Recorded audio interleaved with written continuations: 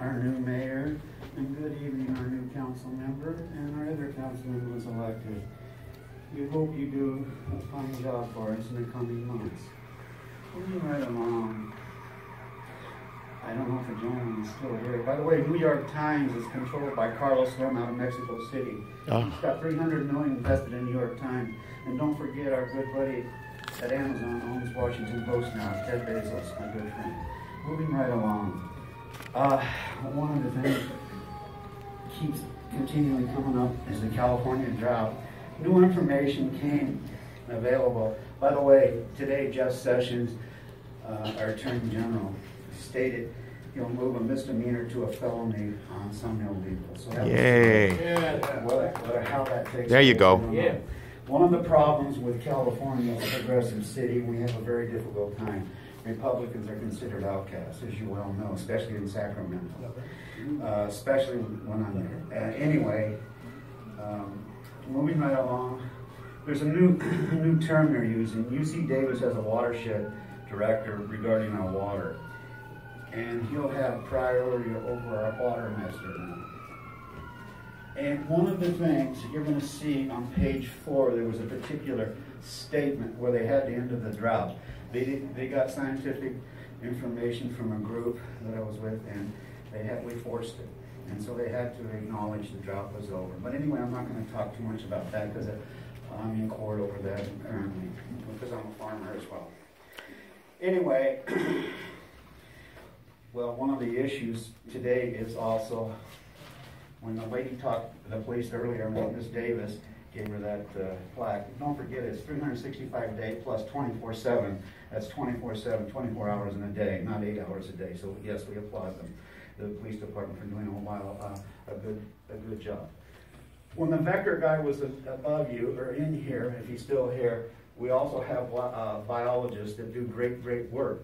But he didn't talk about bug sprays and what sprays we are allowed to use. As you well know, EPA won't allow just about anything you buy, even at Home Depot, over the counter. So great, we got problems. What can we use to get rid of it? They don't give you an answer. So you got to nail them on. What do we use? You all remember when Harry Reid was here, I brought it up with you people, I think back in July, when you made that emergency ruling that allowed a particular bug spray to be used on a Zika virus. Other than that, we couldn't use it. And then I went into court immediately, and I was able to use it. I went in on that Monday morning, they didn't even hear about it. I heard Friday night, wham, I was in court Monday morning. But anyway, that was 6-8 months ago. Okay, so when he comes before you, Mayor, ask him what bug sprays we could use. What's valid? When you're going to go to that April 20th meeting, fine, ask him. I hope you're going, Mr. Thomas. Will, thank you. Thank you. Okay, next, Susie Nuccio.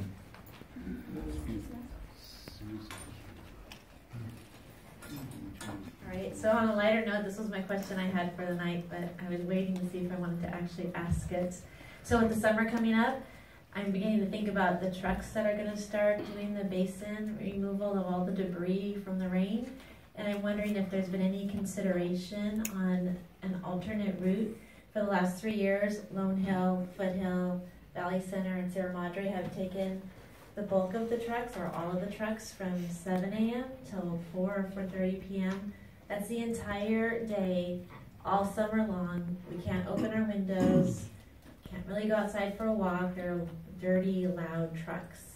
And so I'm hoping that I'm asking this ahead of time, or maybe some consideration could be taken to give those streets a little bit of a break. Maybe not for the whole summer, but alternate the routes so we can enjoy the summer a little bit too. I did ask several years ago when this started, and that kind of fell on deaf ears, but there are new people here and new management, so I'm hoping that would be taken into consideration. So that's pretty much all I had for tonight. Thank you. Okay, thanks, Susie. Okay, with that is all the public comment cards I have. I filled one out. You know what, there are some other public comment cards here that are specific to agenda item number 9, and you'll have an opportunity to speak at that time.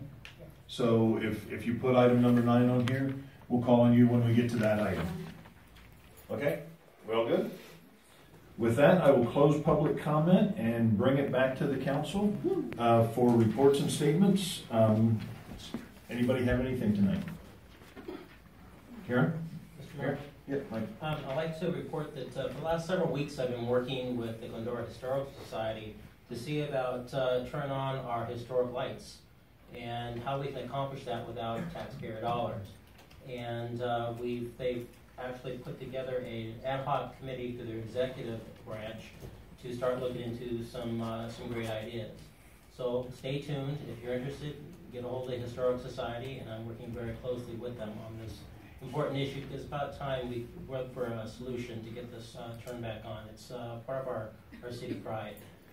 Secondly is Councilwoman Nelson and myself were in a webinar today with some folks from the state about all the different new bills we have. We've only touched on about 58 bills today, and most of these bills are going to cost us money one way or another. But it's very important that we all stay tuned and you take an interest in some Clooney Senate Bill 54. At the end of the day, there's only so much we can do to push back on them, but we need everyone's help in this effort. That's all I have. Okay, thanks, Michael. Michael? Thank you, and Michael, welcome. You've already heard that, but I wanted to personally say that. And thank you for everybody that has shared. The mayor has said that we're here to learn, and so thank you for enabling us to hear you. Just a couple of things. The Glendora report, we've all gotten that, and I like to make sure that people read, especially the second page up on the upper left-hand corner. The really great job that city staff has done for the last 3 years to save the kind of money that we've saved. A lot of people, I think, don't really know that it's listed here.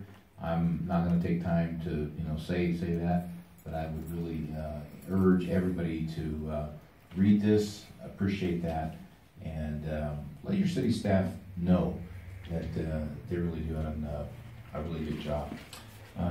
Easter is coming up, and trust everybody has a blessed one. Thank you. Thanks, Mendel. And then I just want to make a quick statement about, I was at a meeting the other day with Metro, where one of the things that they talked a lot about was about safety issues on Metro. And anybody that has taken, whether it be any of the trains or buses or anything, it's just important to know that the management at Metro is taking a look at partnerships with local law enforcement on a variety of different levels, and it is something that's top of mind for them. So I just wanted to make sure that and point that out from that meeting. Okay, with that, if there's nothing else, we ask for if there's reordering or additions to anything on the agenda this evening.